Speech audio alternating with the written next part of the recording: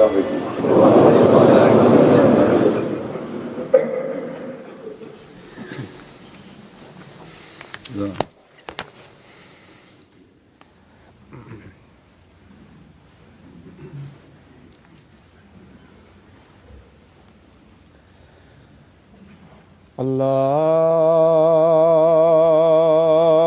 الله أكبر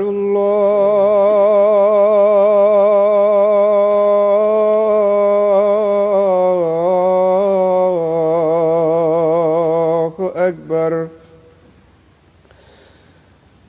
الله أكبر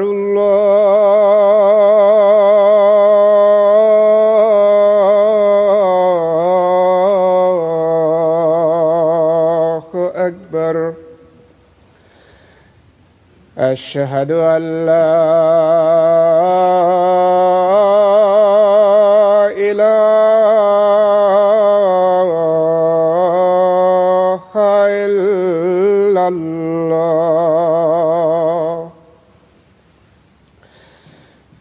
أشهد أن لا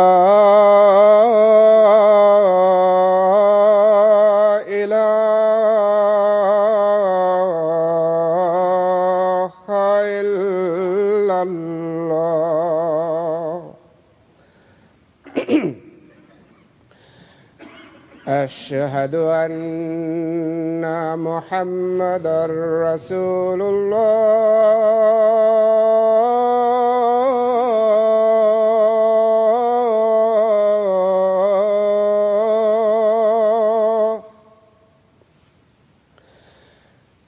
أشهد أن محمدًا رسول الله.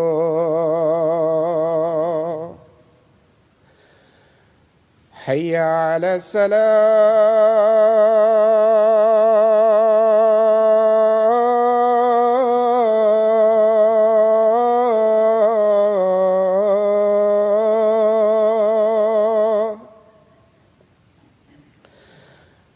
حي على الصلاة.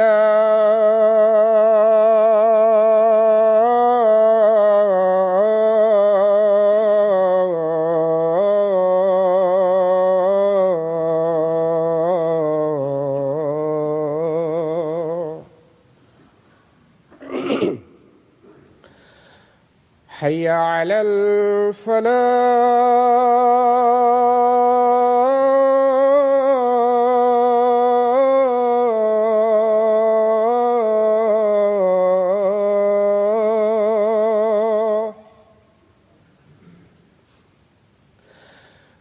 حي على الفلاح.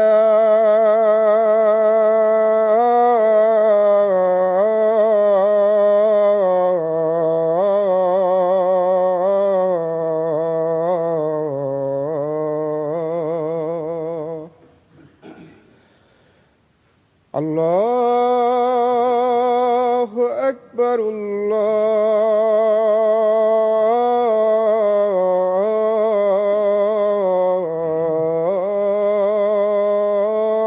الله أكبر.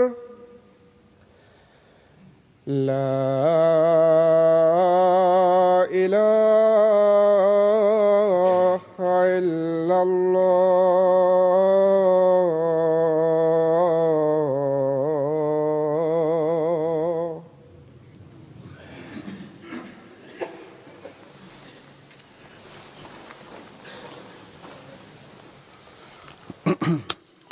السلام عليكم ورحمة الله.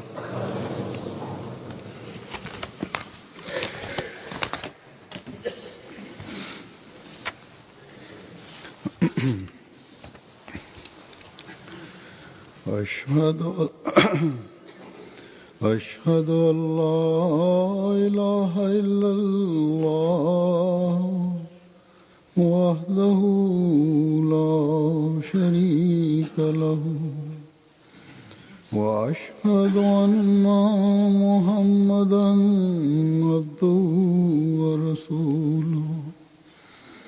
أما بعد فأعوذ بالله من الشيطان الرجيم بسم الله الرحمن الرحيم الحمد لله رب العالمين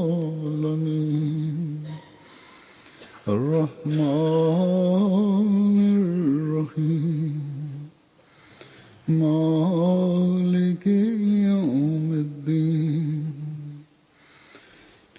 إياك نعبد وإياك نستعين اهدنا الصراط المستقيم صراط الذين أنعمت عليهم غير المغضوب عليهم ولا الضالين يا أيها الذين آمنوا كونوا قوامين بالقسط شهداء لله ولو على أنفسكم وبالوالدين والأقربين إن يكن غنيا أو فقيرا فالله أولى بهما ولا تتبعوا الهوى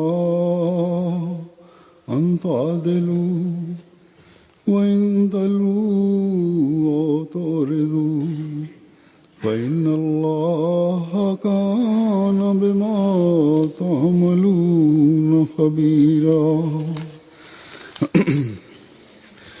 يا أيها الذين آمنوا كونوا قوامين لله شهداء بالقسط ولا يجرمنكم شنآن قوم على ألا تعدلوا اعدلوا هو أقرب للتقوى واتقوا الله إن الله خبير بما تعملون وعد الله الذين آمنوا وعملوا الصالحات لهم مغفرة وأجر عظيم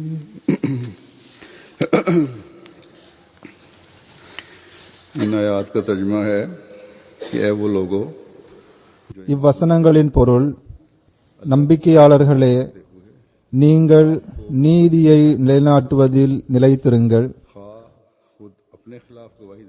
உங்கள் சாட்சியம் உங்களுக்கோ உங்கள் பெற்றோருக்கோ நெருங்கிய உறவினர்களுக்கோ எதிராக இருப்பினும் அல்லாஹுக்காக சாட்சி கூறுபவர்களாக இருங்கள். யாருக்காக சாட்சி கூறப்பட்டதோ அவர் செல்வந்தராயினும் ஏழையாயினும் சரி, அல்லாஹ் அவ்விருவருக்கும் உங்களை விட அதிக அளவில் நன்மையை விரும்பக்கூடியவனாவான். நீங்கள் நேர்மையுடன் செயல்படும் பொருட்டு அற்ப ஆசைகளை பின்பற்றாதீர்கள்.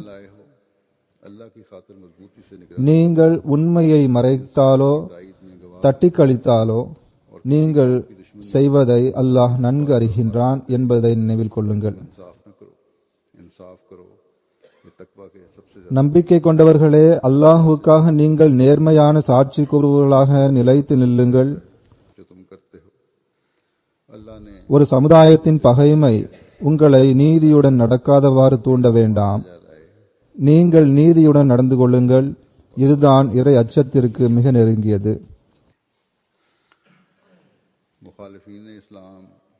அல்லாஹுக்கு அஞ்சுங்கள், நிச்சயமாக அல்லாஹ் நீங்கள் செய்பவற்றை நன்கறிகின்றான். நம்பிக்கை கொண்டு நற்செயல்கள் செய்கின்றவர்களுக்கு மன்னிப்பும் மகத்தான நற்பலனும் விதிக்கப்பட்டுள்ளதென்று அல்லாஹ் அவர்களிடம் வாக்குறுதி அளித்துள்ளான். पैदा करने का इल्जाम लगाते रहते हैं। हर दहशतगर्दी के वाकया இஸ்லாத்தின் எதிரிகள் அவ்வப்போது दुनिया में இஸ்லாம் மற்றும் முஸ்லிம்களின் மீது தீவிரவாதம், காழ்ப்புணர்ச்சி மற்றும் பகைமை ஆகியவை முஸ்லிம்களின் உள்ளத்தில் உள்ளது என்று குற்றம் சுமத்தி வருகின்றனர்.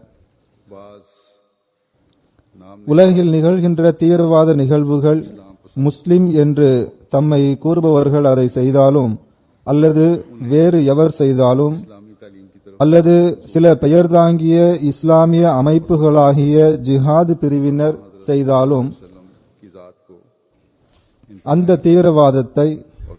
அந்த தீவிரவாத செயல்கள் இஸ்லாமிய போதனைகள் என்று சுட்டிக்காட்டப்படுகின்றன. ताला के फजल பிறகு திருக்குரான் மற்றும் ஹஜ்ரத் ரசூலுல்லாஹி ஸல்லல்லாஹு அலைஹி வஸல்லம் அவர்கள் आशिक रसूल தீய சொற்களுக்கு இலக்காக்கப்படுகின்றனர். இன்று அல்லாஹ்வின் அருளால் இக்காலத்தின் இமாம் மற்றும் ரசூலுல்லாஹி ஸல்லல்லாஹு அலைஹி வஸல்லம் அவர்களின் உண்மை நேசரின் ஜமாத் இஸ்லாத்தின் எதிரிகளின் ஒவ்வொரு ஆட்சேபனைக்கும் திருக்குரானின் போதனைகளின் ஒளியில் பதில் கூறி வருகின்றது. उनका आईना दिखाती है। மேலும் ஒவ்வொரு தீய குற்றச்சாட்டுக்கும் பதில் கூறி இஸ்லாத்தின் எதிரிகளுக்கு அவற்றின் கண்ணாடியை காட்டி வருகின்றது. जो इस शिद्दत पसंदी और रद्द के लिए पेश की जाती தீவிரவாதத்திற்கு எதிரான பல்வேறு வசனங்கள் உள்ளன. அவற்றில் நான் ஓதிய வசனங்களும் எடுத்துக் கூறப்படுகின்றன. है कि इस्लाम की இஸ்லாத்தின் நீதியை விரும்பும் போதனை மற்றும் உயரிய போதனை என்ன என்பது எடுத்துக் கூறப்படுகின்றது. இந்த போதனையானது நீதியை விரும்பும் முஸ்லிம் அல்லாதவர்கள் கூட இதை கேட்டு இந்த போதனையை போற்றாமல் இருக்க முடியாது. அத்துடன் இந்த போதனையின்படி செயல் எங்கே உள்ளது என்ற கேள்வியையும் எழுப்புகின்றனர். ஜமாத் மக்களுடன் தொடர்புடைய முஸ்லிம் அல்லாதவர்கள் நன்கு அறிவர். அவர்கள் இதை கூறவும் செய்கின்றனர். அதாவது உங்களுடைய ஜமாத்தின் நபர்களிடம் இந்த போதனையின் பொலிவு தென்படுகிறது, ஆனால் ताल्लुक रखने वाले हैं। நீங்கள் முஸ்லிம்களுள் மிகவும் குறைந்த எண்ணிக்கையை கொண்ட ஜமாத் ஆவீர்கள். இஸ்லாத்தின் பொதுவான தோற்றத்தை நாங்கள் பிற முஸ்லிம் பிரிவுகளில் झलक नजर आती है। பார்த்துவிட்டோம் तो मुसलमानों என்கின்றனர். एक बहुत இவர்களோடு பழகும் நமது ஜமாத்தைச் சேர்ந்தவர்கள் தத்தமது அறிவின் அடிப்படையில் இவர்களுக்கு பதில் கூறிவிடுகின்றனர். பொதுவாக मुसलमानों के दूसरे फिरकों அந்நியர்கள் இதை கேட்டு நல்ல தாக்கத்திற்கு ஆளாகின்றனர். ஆனால் நாம் உண்மையை நேசிப்பவர்களாக இருப்பதும் அவசியமாகும். के मुताबिक जवाब देते हैं। நாம் நம்மையே ஆய்வு செய்தும் பார்ப்பதும் அவசியமாகும். गैरों पर திருக்குரானின் போதனையின்படியும் ஹஜ்ரத் ரசூலுல்லாஹி ஸல்லல்லாஹு அலைஹி வஸல்லம் அவர்களின் முன்மாதிரியின்படியும் எதிரிகளுக்கு திருப்தியான பதிலை வழங்க முயற்சி செய்கிறோம். இதில் நாம் ஓரளவு வெற்றியும் அடைகின்றோம். हजरत सल्लल्लाहु अलैहि वसल्लम இதன் காரணமாகவே உலகின் பல்வேறு பத்திரிகைகள் இஸ்லாத்தை பற்றி எழுதும் போதெல்லாம் சில நேரம் பெயரை குறிப்பிட்டும் சில நேரம் பெயரை குறிப்பிடாமலும் சைகையாகவும் கூறும்போது இஸ்லாத்தில் குறைந்த எண்ணிக்கையை கொண்ட ஒரு ஜமாத் உள்ளது, அது இந்த தீவிரவாதத்திற்கு எதிராக உள்ளது என்று எழுதுகின்றனர். तो बाज दफा नाम लेकर और बाज दफा மேலும் இந்த ஜமாத் உலகில் நீதியை நிலைநாட்ட விரும்புகின்றது, இஸ்லாத்தின் உண்மையான போதனைகளின்படி செயல்படுபவர்கள் தாம்தான் என்று இது வாதம் புரிகின்றது என்றும் எழுதுகின்றனர். அந்நியர்கள் ஜமாத்தை பற்றி இவ்வாறு கூறும் கருத்துக்களை நான் கேட்கும் போதும் முஸ்லிம் அல்லாதவர்களுக்கு முன்னால் இஸ்லாத்தின் அழகிய போதனையை நான் எடுத்து கூறும் போதும் எனக்கு ஒரு கவலை ஏற்படுவதுடன் இதன் பக்கம் கவனமும் ஏற்படுகின்றது. அதாவது நாம் எந்த அளவிற்கு இந்த போதனையின்படி செயல்பட்டு வருகின்றோம், என்று நாம் நம்மை ஆய்வு செய்வது அவசியமாகும். ऐसे तबसरे सुनता हूँ. உலகிற்கு முன்னால் நாம் இந்த அழகிய போதனையை எடுத்து வைத்து ஆட்சேபனை செய்பவர்களின் வாயை மட்டும் தற்காலிகமாக அடைக்கின்றோமா? இதுவே போதும் என்று நாம் கருதுகின்றோமா? पैदा होती நேரம் வரும்போது इस तरफ तवज्जो உலகம் நம்மை ஆராயும் போது இந்த அழகிய போதனையின் உயரிய தரம் நம்மிடம் இல்லாத நிலை உள்ளதா? कि हम किस எந்த ஒரு ஜமாத்தின் உண்மை தன்மையும் தன் மீது இக்கட்டை ஏற்படுத்தும் நிலை வரும்போது நம்மில் ஒவ்வொருவரும் நம்மை நாமே கஷ்டத்தில் ஆழ்த்திக் கொண்டு இறைவனின் திருப்திக்காக அதன் போதனையின்படியும் அதன் கட்டளையின்படியும் செயல்படுபவர்களாக இருக்கும்போதுதான் தெரிய வரும். और जब वक्त आए அப்போது செயல்படும்போது அந்த இக்கட்டான சூழ்நிலையிலிருந்து வெற்றி பெற்று வெளியேற வேண்டும். அப்போதுதான் அந்த ஜமாத்தின் உண்மை தன்மை தெரிய வரும். का पता இல்லையென்றால் போதனையின் அழகை வெளிப்படுத்துவதும் அதன்படி செயல்படாமல் இருப்பதும் எந்த ஒரு ஜமாத்தையும் அழகாக்கி விடாது. हमें मुश्किल में डालने वाले அஹ்மதி அல்லாத பல முஸ்லிம்கள் அந்நியர்களுக்கு முன் இந்த அழகிய போதனையை எடுத்து வைத்திருப்பார்கள். ஆனால் அவர்கள் இந்த போதனையை இஸ்லாத்தின் அழகிற்காக ஆதாரமாக எடுத்து வைப்பது அவர்களை उसके अहकाम தனிநபர் என்ற அடிப்படையில் அந்நியர்களின் பார்வையில் நல்ல மனிதர்கள் என்ற சிந்தனையை வேண்டுமானால் ஏற்படுத்தலாம். அவர் அந்நியர்களுடன் கொண்டுள்ள தொடர்பின் காரணமாகவோ அல்லது हालत से அவரது சுய நல்லொழுக்கத்தின் காரணமாகவோ மார்க்கத்தின் மீது ஆட்சேபனை செய்வதிலிருந்து அவர்கள் விலகலாம். ஆனால் ஓர் அஹ்மதி अमल இதை ஞாபகத்தில் வைத்துக் கொள்ள வேண்டும். அதாவது ஓர் அஹ்மதி இஸ்லாத்தின் அழகிய போதனையை உலகின் முன் எடுத்து வைக்கும் போது அத்துடன் அவர் गैर अहमदी मुसलमान हैं தான் ஒரு அஹ்மதி முஸ்லிம் என்று அறிமுகப்படுத்திக் கொள்கின்றார்.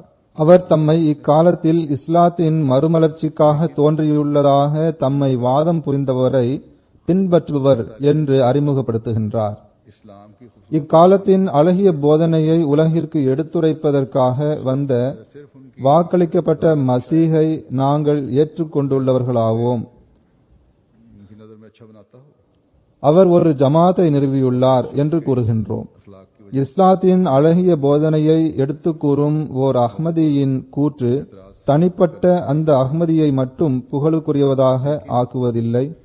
மாறாக அமைதியை விரும்பக்கூடிய மற்றும் நீதியில் நிலைத்திருக்கக்கூடிய மற்றும் इस्लाम की खूबसूरती சத்தியத்தை எடுத்துரைக்கக்கூடிய மற்றும் இஸ்லாத்தின் உண்மையான போதனைகளின்படி செயல்படக்கூடிய ஒரு ஜமாத்தின் தோற்றம் அந்நியர்களுக்கு மத்தியில் விரிகின்றது.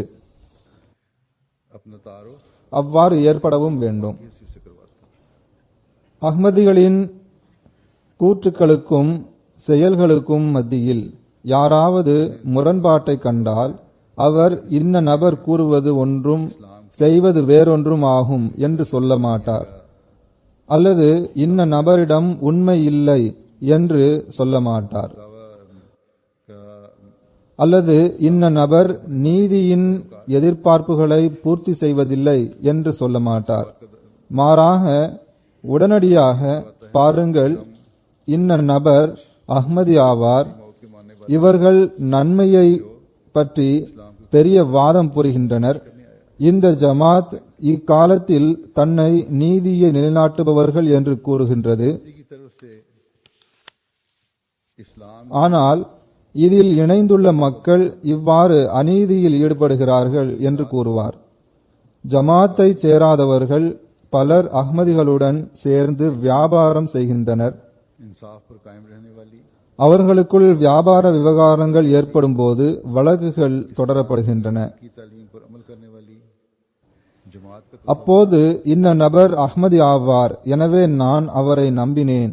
ஆனால் இப்போது இன்னின்ன பிரச்சனைகள் எங்களுக்கு ஏற்பட்டுள்ளது என்று கூறுகின்றனர். कॉल फेल में நீதியுடன் அவர் சாட்சி சொல்லவில்லை. நீதியுடன் அவர் எனக்கு தர வேண்டிய உரிமையை தர மறுக்கின்றார் என்று புகார் எழுகிறது. या उसमें सच्चाई का फुकदान எனவே ஓர் அஹ்மதி தன் செயலால் அஹ்மதியா ஜமாத்தின் மதிப்பை கெடுக்கின்றார்.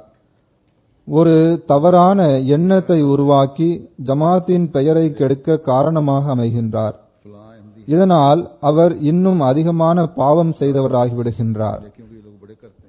அதாவது நன்மை புரிவதற்கான வாதம் செய்துவிட்டு செயல் வேறு விதமாக உள்ளது. இந்த கவலை ஹசரத் மசீமது அலைஹிஸ்ஸலாத்து வஸ்ஸலாம் அவர்களுக்கும் இருந்தது. இதன் காரணமாக அவர்கள் எம்மை சேர்ந்தவர்களாக இருந்து கொண்டு எமது பெயரை கெடுக்காதீர்கள் என்று கூறினார்கள். ஹசரத் மசீமது அலைஹிஸ்ஸலாத்து வஸ்ஸலாம் அவர்களின் கூற்றின் சுருக்கத்தை நான் கூறியுள்ளேன்.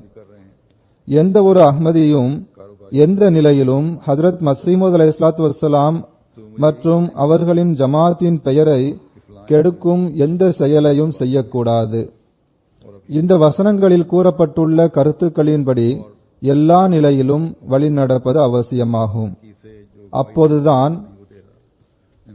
இவை நமது இயல்பின் அம்சமாக மாறி தீமையிலிருந்து தடுப்பவர்களாக நம்மை ஆக்கும்.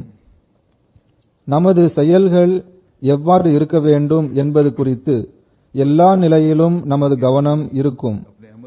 அப்போது நாம் எந்தவித தவறான செயலையும், நீதிக்கு புறம்பான காரியத்தையும், உண்மைக்கு புறம்பான காரியத்தையும் செய்யவோ அல்லது பிறருக்கு இழப்பை ஏற்படுத்த வேண்டும் என்பதற்கான சிந்தனை மனிதனின் உள்ளத்தில் ஒருபோதும் உருவாகவே முடியாது.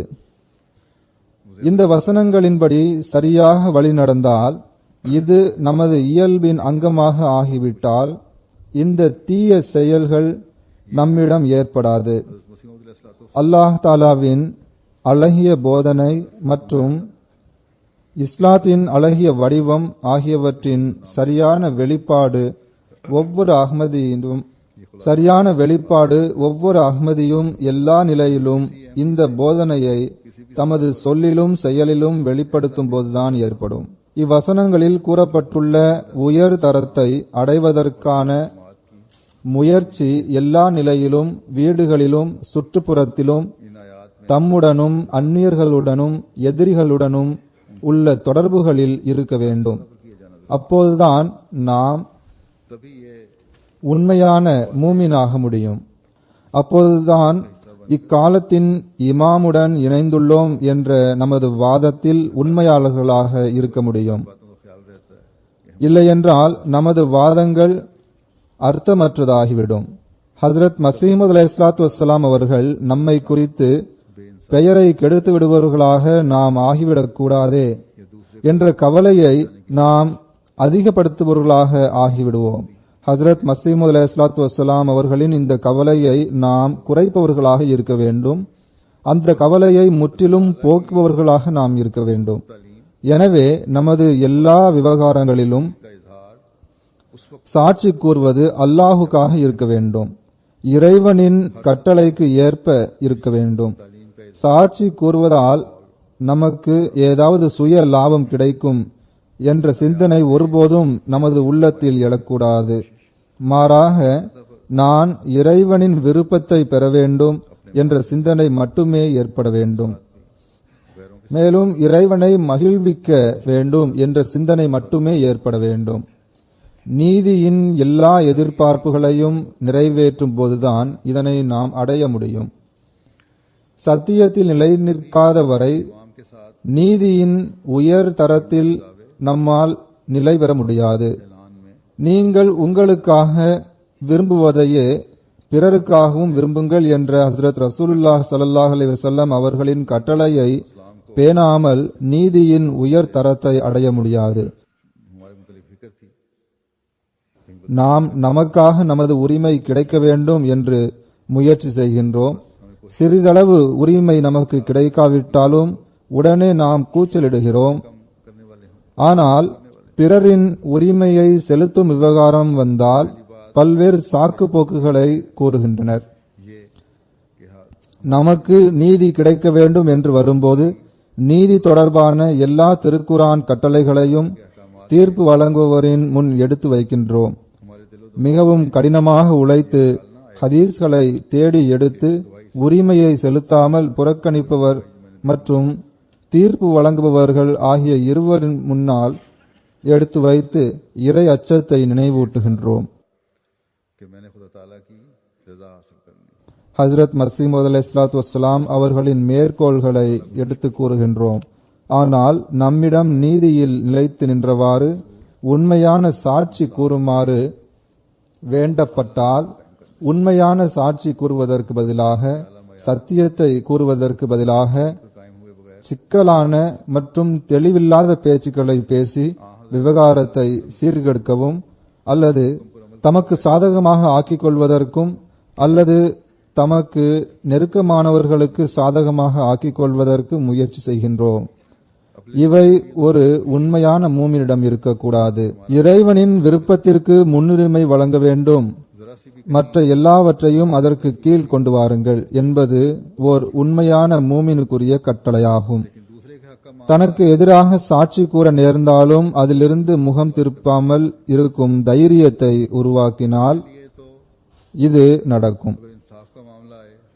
உண்மையை பேசுவதால் அல்லது உண்மையான சாட்சி கூறுவதால் நான் எந்த அளவு பிரச்சனையில் சிக்கிக்கொள்ள நேரிடும் என்பதை சற்றும் பொருட்படுத்தக்கூடாது.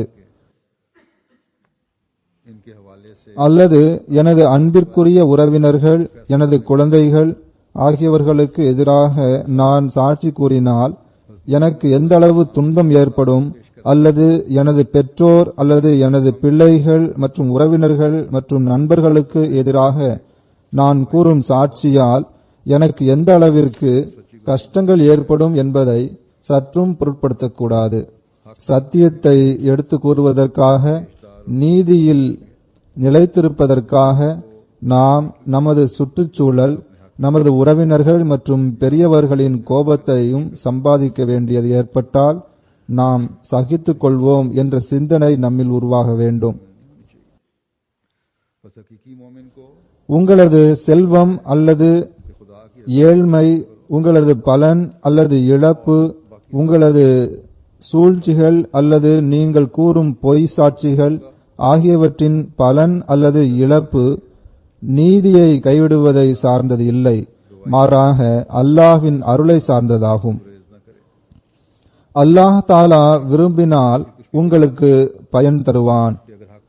இல்லை என்றால் நீங்கள் எவ்வளவு முயற்சி செய்தாலும் உங்களால் பலனடைய முடியாது.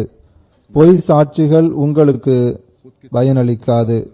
ஆம், தற்காலிகமான உலக ஆதாயம் கிடைத்தால் கிடைக்கலாம், ஆனால் அல்லாஹ் தாலாவின் கோபத்தின் காரணமாக அதனால் ஏற்படும் இழப்புகள் தாங்கிக் கொள்ளும் சக்திக்கு மீறியதாக இருக்கும். எனவே அல்லாஹ் தாலாவை நண்பனாக்கிக் கொள்ளுங்கள், அவனது நெருக்கத்தை பெறுங்கள். எப்போதும் நீதியின் விருப்பங்களை நிறைவேற்ற நேர்மையான மற்றும் சரியானவற்றை பேசுங்கள். உங்களது குடும்ப விவகாரங்களிலும், வீட்டு விவகாரங்களிலும், சமூக விவகாரங்களிலும், உலக விவகாரங்களிலும் உண்மையை எப்போதும் பற்றி பிடித்திருங்கள். நீதியை நிலைநாட்ட எப்போதும் முயற்சி செய்யுங்கள். உங்களது மன இச்சைகளை பின்பற்றி நீதி மற்றும் நேர்மையிலிருந்து விலகிச் செல்வதற்கு பதிலாக சுற்றி வளைத்து பேசி விவகாரத்தை சிக்கலாக்குவதற்கு பதிலாக அல்லது உண்மையான சாட்சியை மறைப்பதற்கு பதிலாக அல்லாஹ் தாலாவை கோபப்படுத்துவதற்கு பதிலாக எப்போதும் இறைவனின் விருப்பத்தை ஒரு மூமின் தன் குறிக்கோளாக ஆக்கிக் கொள்ள வேண்டும். ஹஜ்ரத் மசீமது அலைஹிஸ்ஸலாத்து வஸ்ஸலாம் அவர்களின் வாழ்க்கையின் ஒரு சம்பவம் வருகின்றது. நிலம் தொடர்பான ஒரு வழக்கில் அவர்கள் சாட்சி கூற வேண்டியது வந்தது. விவசாயிகளுடன் மரங்கள் தொடர்பான வழக்காகும் அது. அந்த மக்கள் ஹஜ்ரத் மசீமது அலைஹிஸ்ஸலாத்து வஸ்ஸலாம் அவர்கள் எப்போதும் உண்மையில் நிலைத்திருந்தவாறு சாட்சி கூறுவார்கள் என்று அறிந்திருந்தார்கள். அந்த வழக்கு ஹஜ்ரத் மசீமது அலைஹிஸ்ஸலாத்து வஸ்ஸலாம் அவர்களின் தந்தையாரின் நிலம் மற்றும் குடும்ப நிலத்தில் இருந்த மரங்கள் யாருக்கு சொந்தம் என்பது தொடர்பான வழக்காக இருந்தது. சாட்சி கூறுவதற்காக அவர்களை அழைத்ததும் நீதிபதியின் முன்னிலையில் எனது பார்வையில் இந்த மரங்கள் இந்த மக்களுக்கு சொந்தமாகும், இவற்றின் உரிமை இவர்களுக்கு கிடைக்க வேண்டும் என்று கூறினார்கள். இதன் காரணமாக ஹஜ்ரத் மசீமது அலைஹிஸ்ஸலாத்து வஸ்ஸலாம் அவர்களின் தந்தையும் குடும்பத்தினரும் கோபமடைந்தார்கள். ஆனால் நான் எதை உண்மை என்று கருதினேனோ அதையே சாட்சியாக கூறியிருக்கிறேன் என்று கூறினார்கள். இதுவே இக்காலத்தின் இமாம் நம் முன்னால் காட்டியுள்ள உயர்தரமான முன்மாதிரியாகும். இந்த தரத்தையே நாம் நம்மில் உருவாக்க வேண்டும். இந்த தரத்தை அடைவதற்கு ஹஜ்ரத் ரசூலுல்லாஹி ஸல்லல்லாஹு அலைஹி வஸல்லம் அவர்கள் நமக்கு வலியுறுத்தி கூறியிருக்கிறார்கள். அல்லாஹ் தஆலா கூறுகின்றான், நன்றாக நினைவில் வைத்துக் கொள்ளுங்கள், பொய் சாட்சி கூறுவதால் நீங்கள் உலக மக்களை ஏமாற்றிவிடலாம், ஆனால் இறைவனை ஏமாற்ற முடியாது. ஃபஇன்னல்லாஹ கான பிமா தஅமலூன ஹபீரா, நிச்சயமாக அல்லாஹ் நீங்கள் செய்பவற்றை நன்கு அறிந்தவனாவான், அவனிடமிருந்து எதையும் மறைக்க முடியாது என்று இறைவன் கூறுகின்றான். நாம் சமூகத்தில் அமைதியையும் சமாதானத்தையும் பரப்ப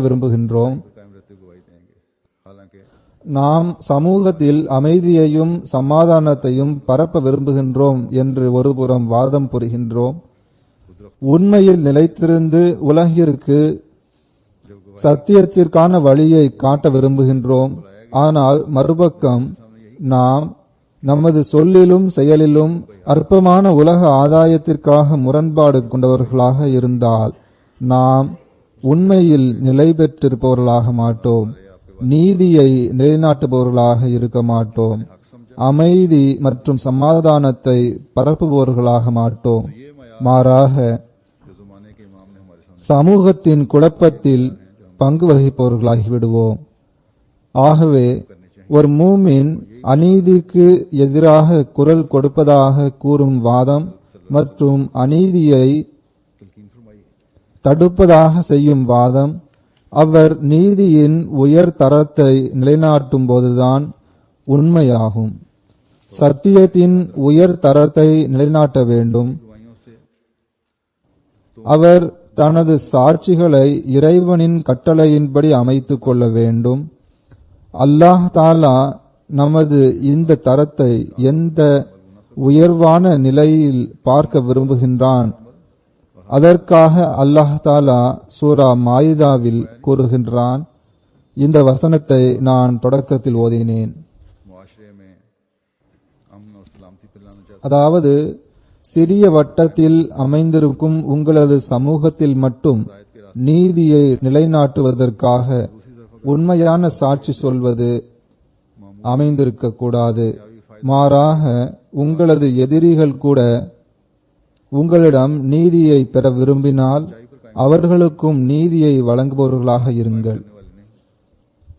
நீங்கள் கூறுவது சத்தியம்தான், நீதிதான் என்று அவர்கள் உங்கள் மீது நம்பிக்கை வைக்க வேண்டும்.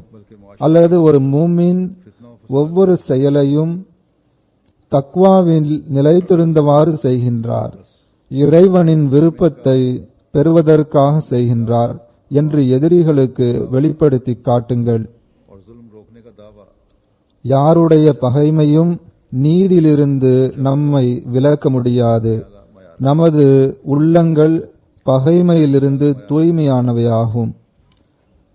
எமக்கு யாரிடமும் வெறுப்பும் பகைமையும் இல்லை என்று நாங்கள் அறிவிப்பு செய்கின்றோம். ஆனால் எதிரிகளின் உள்ளத்தில் உள்ள காழ்ப்புணர்ச்சி, பகைமை மற்றும் வஞ்சகம் ஆகியவை நாம் தவறாக அவர்களுக்கு இழப்பை ஏற்படுத்துவதற்காக நீதிக்கு புறம்பான பேச்சுக்களை பேச நம்மை தூண்டாது. இந்த அழகிய போதனையை தான் நாம் அந்நியர்களுக்கு முன்னால் எடுத்து வைக்கிறோம். அவர்களுக்கு இஸ்லாத்தின் போதனைகளின் அழகை எடுத்துரைக்க முயற்சி செய்கிறோம். அவர்கள் நம் போதனைகளை கேட்டு இஸ்லாத்தை பற்றி இன்னும் அதிகமாக அறிந்து கொள்ள விரும்புகின்றனர். எனவே நமது கருத்துக்கள் உலகத்தின் கவனத்தை நம் பக்கம் ஈர்க்கிறது என்பதில் ஐயமில்லை. ஆனால் நாம் உண்மையான சாட்சி கூற வேண்டும் என்ற நமது பேச்சுக்கள், நீதியை நிலைநாட்ட வேண்டும் என்ற நமது பேச்சுக்கள், நமது சமூகத்திலிருந்து எதிர்ப்புகளை போக்க வேண்டும் என்ற நமது பேச்சுக்கள், அமைதி மற்றும் சமாதானத்தை பரப்புதல் வேண்டும் என்ற நமது பேச்சுக்கள் உண்மையில் உலகத்தின் கவனத்தை நம் பக்கம் ஈர்க்கும் என்றால் நமது செயல்களின் நிலையும் அதற்கு ஏற்றவாறு அமைந்திருக்கும் போதுதான் இருக்கும் என்பதை நினைவில் வைத்துக் கொள்ள வேண்டும். அல்லாஹ் தாலா நம் மீது மாபெரும் பொறுப்பு ஒன்றை சுமத்தியுள்ளான். கவ்வாம் ஆக நிலை நில்லுங்கள் என்று கூறி பொறுப்பு சுமத்தியுள்ளான்.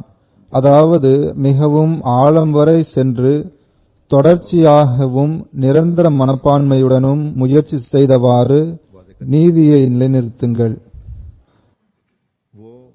கவ்வாம் என்றால் ஆழம் வரை செல்வது என்பதாகும். எந்த ஒரு பணியை செய்தாலும் இவ்வாறு செய்ய வேண்டும். இங்கு நீதியை நிலைநாட்ட வேண்டும் என்று கூறப்பட்டிருப்பதால் மிகவும் ஆழமாக சென்று நீதியின் எல்லா தேடல்களையும் பூர்த்தி செய்யுங்கள். அதனை தொடர்ச்சியாகவும் நிரந்தர மனப்பான்மையுடனும் நிலைநாட்ட முயற்சி செய்யுங்கள். ஆழமாக சென்று இறுதி வரை கடின உழைப்புடன் தொடர்ச்சியாக செய்யும் முயற்சியால் உலகில் நீதி நிலை பெறுவதுடன் அமைதி மற்றும் சமாதானத்தின் தூது செய்தியும் கிடைக்கும். எனவே இன்று உலகில் நீதியை நிலைநாட்டுவதற்கும் சத்தியத்தை பரப்புவதற்கும் அமைதி மற்றும் சமாதானத்தின் உத்தரவாதமாக இருக்கும் பணியை செய்வதும் ஒரு தொடர்ச்சியான முயற்சியால் நுட்பத்திலும் நுட்பமான அம்சங்களை கண்முன் நிறுத்தி செயல்படுவது ஒரு மூமினுக்குரிய பணியாகும்.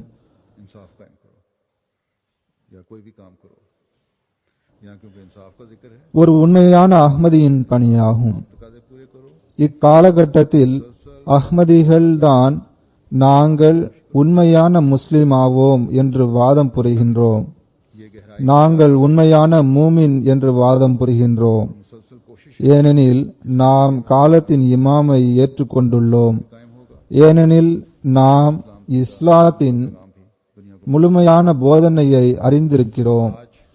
காலத்தின் இமாமை ஏற்றுக்கொண்டு அல்லாஹ்வின் கட்டளைகளின் அறிவையும் ஞானத்தையும் வெறும் விருப்பத்தின் அடிப்படையிலோ அல்லது அறிவை வளர்த்துக் கொள்ள வேண்டும் என்பதற்காகவோ நாம் இதை அறியவில்லை.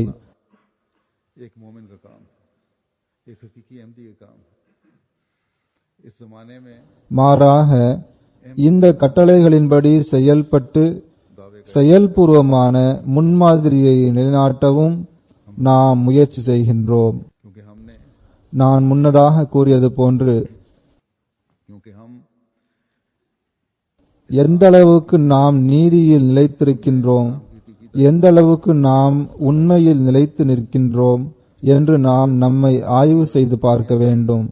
ஹஸ்ரத் மஸீஹ் அலைஹிஸ்ஸலாத்து வஸ்ஸலாம் அவர்கள் தமக்கும் தமது தந்தையாருக்கும் எதிராக உண்மையான சாட்சியை கூறினார்கள்.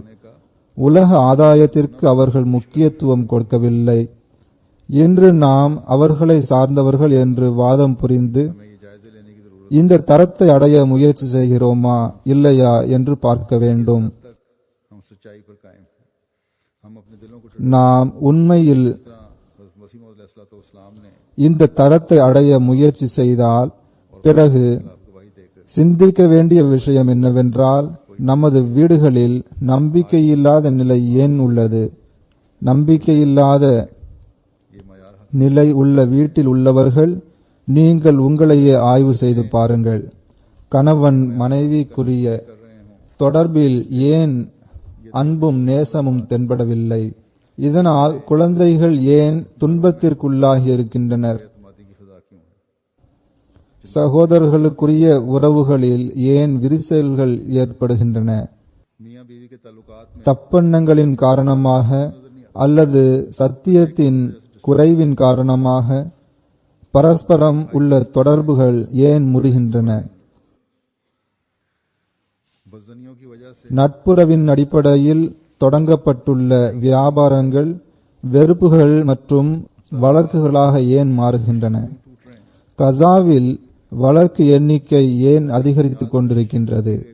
அஹ்மதிகளின் சார்பாகவும் நீதிமன்றங்களுக்கு ஏன் வழக்குகள் செல்கின்றன? உள்ளத்தின் நிலை மற்றும் சொல் மற்றும் செயலில் முரண்பாடு உள்ளது என்பது வெளிப்படையான உண்மை. தமக்காக வேறு ஒரு தரமும் பிறருக்காக வேறொரு தரமும் ஆகிவிட்டது. எனவே ஒவ்வொரு அஹ்மதியும் இது தொடர்பாக கவலைப்பட வேண்டும். அவர் ஜமாத்தின் தொண்டிற்காக பணிக்கப்பட்டுள்ள பொறுப்பாளராக இருந்தாலும் சரி அல்லது சாதாரண அஹ்மதியாக இருந்தாலும் சரி, உலகிற்கு நீதியை வழங்குவதும் உண்மையை பரப்புவதுமாகிய பெரிய பணி நம் முன் இருக்கின்றது. இந்த பணியை நாம் நம்மை சீர்திருத்தியவாறு எவ்வாறு வெற்றிகரமாக செய்ய முடியும்?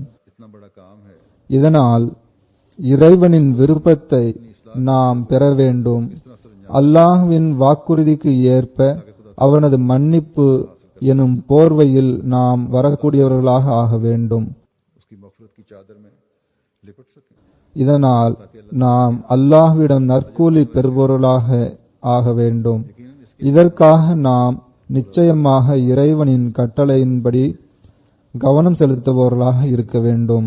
அதன்படி செயல்பட முயற்சி செய்ய வேண்டும். ஹசரத் மசீஹ் மவ்ஊத் அலைஹிஸ்ஸலாத்து வஸ்ஸலாம் அவர்கள் கூறுகின்றார்கள், இறைவனின் பாதுகாப்பை போன்று வேறு எந்த பாதுகாப்பான அரணும் இல்லை. ஆனால் அரைகுறையான வேலை பயன் தர முடியாது. தாகம் எடுக்கும் போது ஒரு சொட்டு தண்ணீர் குடிப்பது போதுமானது என்று யாரும் கூற முடியுமா? அல்லது அதிகமாக பசி எடுக்கும் போது ஒரு பருக்கை சோறு அல்லது ஒரு வாய் சோறு சாப்பிடுவதால் வயிறு நிரம்பிவிடுமா?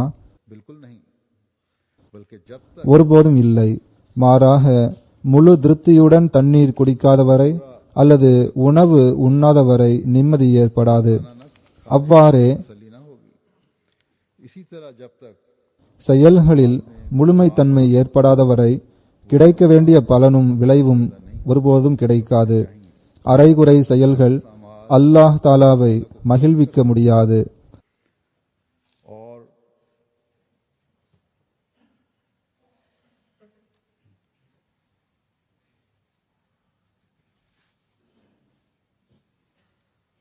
அவை அருளுக்குரியதாகவும் இருக்க முடியாது. எனது விருப்பத்தின்படி செயல்படுங்கள், அப்போதுதான் நான் பரக்கத்தை வழங்குவேன் என்று அல்லாஹ் தாலா வாக்குறுதி அளிக்கின்றான். உலகிற்கு அமைதி மற்றும் சமாதானத்தின் தூது செய்தியை எட்ட வைக்க வேண்டும் என்ற பொறுப்பை அல்லாஹ் தாலா நம் மீது சுமத்தியுள்ளான். அதற்காக எல்லா நிலையிலும் நாம் நீதியை நிலைநாட்டுவது அவசியமாகும், உண்மையை நிலைநாட்டுவது அவசியமாகும். அல்லாஹ் தாலாவின் கட்டளைகளை ஆழம் வரை சென்று அறிவதாலும் செயல்படுத்துவதாலும் மட்டுமே நீதி நிலை பெற முடியும். இறைவனுக்கு செலுத்த வேண்டிய உரிமைகளை செலுத்துவதையும் ஆழம் வரை சென்று அறிந்து அதன்படி செயல்படுவதும் அவசியமாகும். இறை படைப்பினங்களின் உரிமைகளை செலுத்துவதிலும் அல்லாஹ் தாலாவின் எல்லா கட்டளைகளையும் ஆழம் வரை சென்று அறிந்து அதன்படி செயல்படுவதும் அவசியமாகும். அல்லாஹ் தாலா நமக்கு இதற்கான நல்வாய்ப்பை நல்குவானாக. இதனால் நாம் நமது வீடுகளையும் நமது சமூகத்தையும் நீதியை நிலைநாட்டியவாறு சொர்க்கத்தின் முன்மாதிரியாக ஆக்குவதுடன் இஸ்லாத்தின் அழகிய போதனைகளின் ஒளியில் தப்லீகிற்குரிய உரிமையை செலுத்துபவர்களாகவும் இருக்க வேண்டும். உலகிற்கு உண்மையான நீதியின் போதனையை எடுத்து கூறி அழிவின் குழியில் வீழ்வதிலிருந்து காப்பாற்றுபவர்களாக நாம் ஆக வேண்டும். மிகவும் அபாயகரமான அழிவின் பால் உலகம் மிகவும் விரைவாக சென்று கொண்டிருக்கிறது. முஸ்லிம்களிடமும் நீதி இல்லை, முஸ்லிம் அல்லாதவர்களிடமும் நீதி இல்லை. நீதி இல்லை என்பது மட்டுமல்ல, அநீதியின் உச்சத்தை தொட்டுவிடுகின்றனர். இப்படிப்பட்ட நேரத்தில் உலகின் கண்களை திறந்து அநீதியிலிருந்து விலகுவதன் பக்கம் கவனமூட்டி அழிவின் குழியில் வீழ்வதிலிருந்து காப்பாற்றும் பணியை அஹ்மதியா ஜமாத் மட்டுமே செய்ய முடியும். இதற்காக நாம் நம்மில் ஒவ்வொருவரும் தத்தமது வட்டத்தில் முயற்சி செய்ய வேண்டும். ஆக்கப்பூர்வமான முயற்சியுடன் நாம் துவாவின் பக்கமும் அதிகமாக கவனம் செலுத்துவது அவசியமாகும். முஸ்லிம் நாடுகள் செய்கின்ற அநீதிகள் மற்றும் அவர்கள் செய்த செயல்களின் தீய விளைவுகள் உள்நாட்டு குழப்பத்தில் அவர்களை மூழ்கடித்துள்ள அதே வேளையில் வெளியிலிருந்தும் ஆபத்துகள் மிகவும் விரைவாக அவர்களை சூழ்ந்து கொண்டிருக்கின்றது. இன்னும் சொல்வதென்றால் அவர்களின் வாசல் வரை வந்துவிட்டன. வெளிப்படையாக பார்க்கும்போது பெரிய போர் வாயை பிளந்து கொண்டு நிற்பது தெரிகின்றது. உலகம் அதன் விளைவுகளை அறியாமல் இல்லை என்ற போதிலும் கவனமற்று இருக்கிறது என்று நிச்சயமாக சொல்ல முடியும். இப்படிப்பட்ட நேரத்தில் முஹம்மதிய மசீஹின் அடிமைகள் தமது கடமையை செய்தவாறு உலகை அழிவிலிருந்து பாதுகாப்பதற்காக துவாவின் உரிமையை செலுத்த அதிகமாக கவனம் செலுத்த வேண்டும். இதற்குரிய உரிமையை நிறைவேற்றுபவர்களாக அல்லாஹ் தஆலா நம்மை ஆக்குவானாக. அவனே உலகை அழிவிலிருந்து காப்பானாக.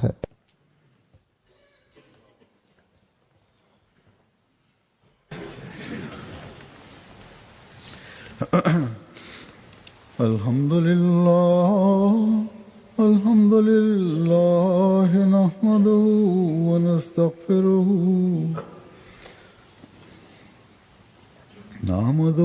wa nasta'inuhu wa nastaghfiruhu wa